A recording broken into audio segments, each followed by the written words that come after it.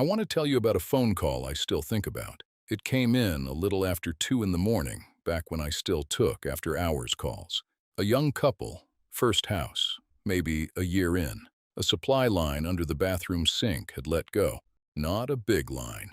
A little braided hose, the kind you can buy for $3, but it had been spraying a while before they woke up. By the time I pulled into the driveway, water was coming out under the front door and running down the steps. Here is the part that stays with me. They were standing in the front yard in their pajamas, soaked to the knees, and they had no idea how to make it stop. They did not know where their main shutoff was.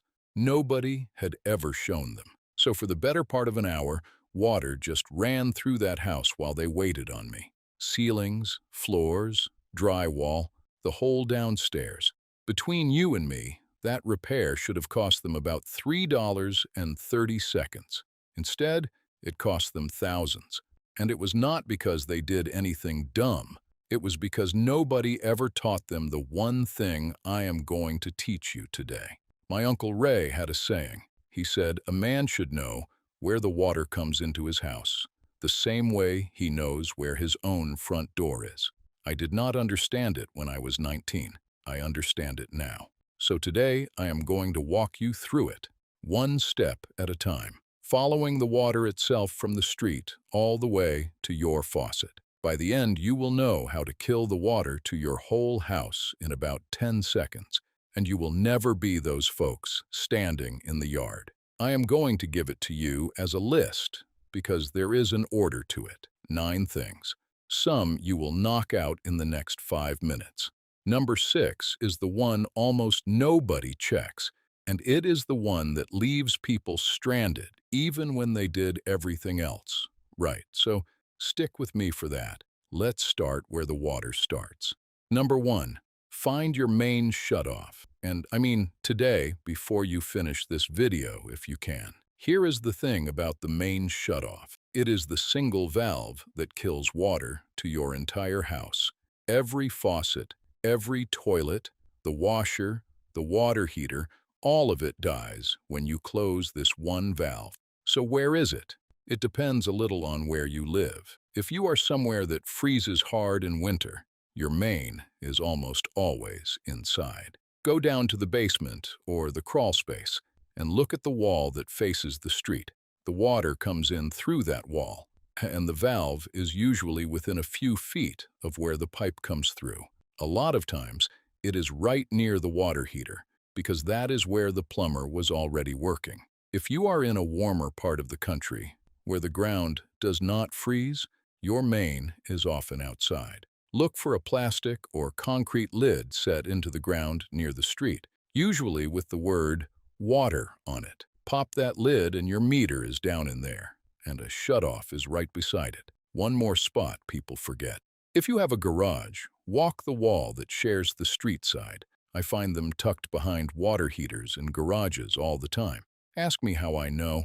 I have spent more time than I would like on my knees behind a tank with a flashlight in my teeth. Go find yours right now, or the second you are done here, because a valve you cannot find in the daylight is a valve you will never find at 2 in the morning with water rising around your ankles. Number 2, once you find it, look at what kind of valve you are dealing with. This matters more than folks realize. You have got basically 2 types in a house, and they behave completely differently. The first kind is a ball valve. That is the good one. It has a straight lever handle, like a little metal flag sticking off the pipe. When the handle lines up with the pipe, water flows. Turn it a quarter turn so the handle sits across the pipe and the water is off. Quarter turn, on to off. Fast, simple, and they almost never fail. If you have got one, count yourself lucky. The second kind is a gate valve. That is the old one. It has a round handle, like a little wheel, and you turn it round and round, a bunch of turns, to close it. Now here is what I will tell you about gate valves. They sit fine for years while you leave them alone. But the moment you actually need one, after 10 or 20 years untouched, that is exactly when they like to fail. The little gate inside corrodes and either will not seal or snaps right off the stem. So if you look down and see a round wheel handle, make a mental note. Your shutoff probably works, but it is living on borrowed time. We are going to test it in a minute, and I will show you the warning signs. Between you and me, if I walk into a house and see an old gate valve on the main, swapping it for a ball valve is one of the best $15 upgrades a homeowner can make. But do not run off and do that yet. First, you need to know if the one you have even holds. Number 3, test it. This is the one almost nobody does, and it is the whole reason those folks were standing in the yard. A shutoff you have never tested is just a guess. Here is how you test it, and it takes about 2 minutes. First, go turn on a faucet somewhere in the house. The kitchen sink is fine. Leave it running a little. Now, walk back to your main and close the valve. If it is a ball valve, that is your quarter turn. If it is a gate valve, turn the wheel clockwise, righty-tighty until it stops. Do not gorilla it.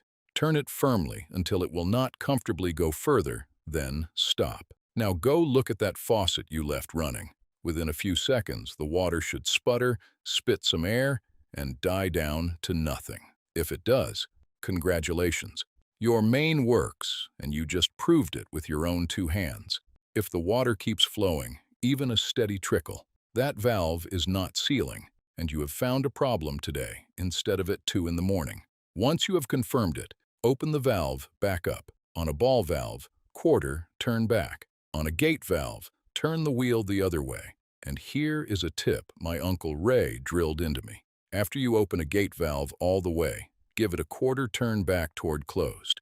That little bit of back off keeps the stem from binding up and seizing in the open position. Ask me how I know. I have snapped a handle clean off doing it the lazy way.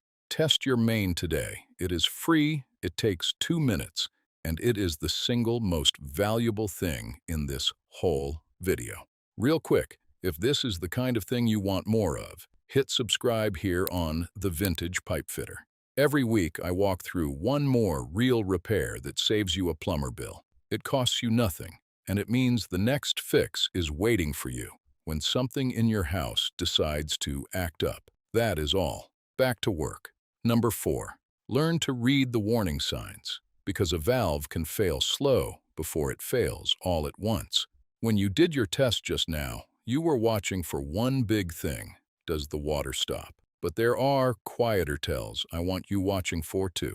First, if you have a gate valve and you had to really wrench on it to get the water to stop, that stiffness is a sign the guts are corroding. Second, watch the handle. On a gate valve, if you turn and the wheel just spins with no resistance and the water never stops, the gate has broken off inside. That valve is done. It is not shutting anything off, ever. Third, after you close the valve, put your hand right at the base of it and feel for wet. Look for a little bead weeping out around the stem where the handle comes through. A valve that weeps when you work, it is telling you the seals are shot. It might hold today. It will not hold forever. And fourth, this one is for the ball valves too. If the lever has gotten stiff or crusty and does not want to swing that clean quarter turn, it has not been worked in years, and it is stiffening up. None of these mean you have an emergency tonight. What they mean is you have a heads up. You get to fix this on a Saturday, calm, with the hardware store open, instead of in a panic. That is the whole game. Turning an emergency into an errand. Number 5. Now we go upstream, out to the street, because you have got a second shutoff most people do not even know they own. Remember, I told you we would follow the water. Before it ever reaches your main valve, it comes off the city line at the street through something called the curb stop. Some folks call it the buffalo box or the street valve. It lives down in the ground, usually near the sidewalk or the edge of your yard, under a small metal or plastic cap, often round, sometimes marked water. This is your backup. If your main shutoff inside ever fails, and you just learned how to spot the signs that it might, the curb stop is how you kill the water from outside. Here is why that matters. Say your main is the old gate kind, and it snaps while you are trying to close it during a leak. Now, your inside valve is useless, and water is still pouring. Without the curb stop, your only move is to stand there and watch. With it, you walk outside, open that cap, and shut the water off at the street. It is the difference between a wet towel and a flooded basement. Now, I will be straight with you. Working the curb stop is not quite as simple as flipping your inside valve. And that leads me right into number 6, which is the piece almost nobody has ready, and the reason people still get stranded even after they have found everything else. Do not skip it. Number 6. And here it is, the one I promised you, the thing almost nobody checks. That curb stop out by the street does not turn by hand. There is no lever, no wheel you can grab. Down in that hole is a little valve with a slot or a tab on it, and to turn it, you need a specific tool. It is called a curb key or a water meter key. It is a long metal rod with a shape on the end that grabs the valve, and here is the problem. Almost nobody owns one. So you can do everything else in this video, right? Find your main, test it, locate your curb stop, and still be stuck at the worst possible moment, standing over a valve you physically cannot turn. I will tell you what I want you to do. A curb key costs somewhere around $15 to $20 at any hardware store. Go buy one. Hang it in the garage next to the main shutoff you just found. And here is the important part. Do not just buy it and forget it. Go out to your curb stop, drop the key in, and confirm it fits, and the valve actually turns. Some of these are stiff from decades in the dirt. Better to find that out on a dry afternoon than during a flood. One caution. When you test the curb stop, turn it gently. If it truly will not budge, do not force it and crack the valve, because that becomes the water company's very expensive problem. Just note that it is stiff, and I will show you the free fix for a stuck valve at the end. This one part, this $15 rod hanging in your garage, is the cheapest insurance in the whole house. Number 7. Exercise your valves. Here is a habit that costs you nothing and saves you everything. Valves fail because they sit. That is the whole story. A valve that never moves for 15 years is a valve that seizes solid the one time you need it. So twice a year, and changing your clocks is an easy way to remember. Go work every shutoff in the house. Open and close the main a couple of times. Work the curb stop with your key, and while you are at it, hit the little shutoffs under the sinks and behind the toilets too. We will talk about those next. 10 minutes for the whole house. What you are doing is keeping the moving parts from corroding together. A valve worked twice a year stays smooth for decades. One never touched turns into a lump of frozen metal. One heads up when you do this. The first time you exercise an old valve that has not moved in years, do it gently and be ready for a little weeping around the stem. Sometimes working an old valve loosens up mineral crust that was actually helping it seal. If it starts to weep and will not stop, that is the valve telling you it was already on its way out. And now you know to replace it calmly this weekend. Between you and me, this 10-minute habit twice a year is the difference between the folks who handle a leak in stride and the folks who end up standing in the yard. Number 8. Label it and make sure everyone in the house knows. This one is not about pipes at all. It is about the fact that emergencies do not check your schedule. The leak might happen when you are at work and your spouse is home, or when the kids are the only ones there, or when you are the one out of town. A shutoff only saves the house if the person standing in front of the water knows how to use it. So do 2 things. First, put a tag on the main valve, a simple luggage tag or a piece of tape with the words "Main Water Shutoff" and an arrow showing which way is off. In a panic, people forget which way to turn. That little arrow removes all doubt. Second, actually walk your family out to the valve. Have each of them close it and open it once with their own hands. So it is not a theory, it is a thing they have done. Do the same for the curb stop and the key. I will tell you, the family that has all practiced this handles a burst line like it is nothing. Somebody calmly walks over, turns the valve, and the emergency is over before it started. The family where only one person knows, and that person is not home, is the family that loses a ceiling. Knowledge that lives in one person's head is not protection. Spread it around. Number 9. Know your fixture shutoffs so you are not killing water to the whole house for a small job. Everything up to now has been about the big one, the main, but you do not always need the nuclear option. Under every sink and behind every toilet, there are little shutoff valves called stops. They are the small oval handles on the supply lines, usually one for cold, and under a sink, one for hot too. These let you cut the water to just that one fixture while the rest of the house keeps running. Here is why that matters.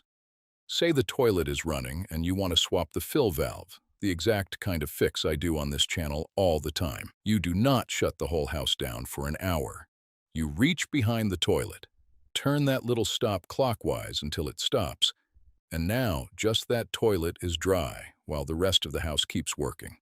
Same under the sink for a faucet. Now the warning, and it is the same story as the main.